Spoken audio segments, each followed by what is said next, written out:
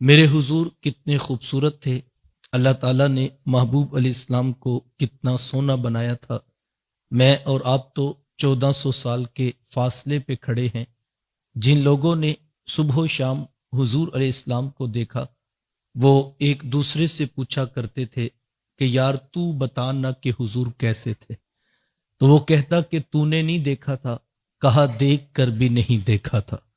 حضرت عمر بن عاص رضی اللہ تعالیٰ عنہ فرماتے ہیں کہ اگر تم مجھ سے کہو نا کہ حضور علیہ السلام کے حسن کا نقشہ کھینچو، فرماتے ہیں ما اتق تو میرے اندر طاقت ہی نہیں ہے۔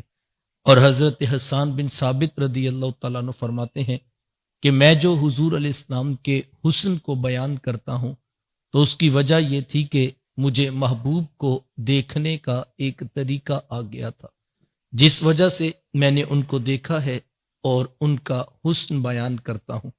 پوچھا گیا وہ کون سا طریقہ تھا، تو فرمانے لگے کہ فلما نظرت الی انوارہ فوضعت کفی علی عینی خوفا من ذہاب بصری۔ کہا جب محبوب کا جمال جہاں ارا دیکھا کرتا، اپنے ہاتھوں کی انگلیاں آنکھوں پہ رکھ کر انگلیوں کی بھی اوٹ سے دیکھا کرتا۔ کیوں؟ خوف من ذہاب بصری، فرماتے ہیں ڈر لگتا تھا کہیں جلووں کی چمک سے آنکھوں کی بینائی نہ چلی جائے۔ یہ کون کہہ رہا ہے؟ حضرت حسان بن ثابت رضی اللہ تعالی۔ اور آپ جانتے ہیں کہ حسان بن ثابت شاعر ہیں، اور شاعر حسن دیکھنے میں بڑا دلیر ہوتا ہے۔ وہ بھی میرے آقا کے حسن کو دیکھ رہا ہے تو آنکھوں پہ انگلیاں رکھ کر دیکھ رہا ہے۔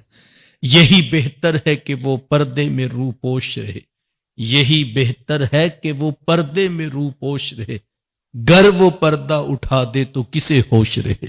اللہ نے وہ حسن عطا کیا تھا جو اور کسی کو نصیب نہیں ہوا۔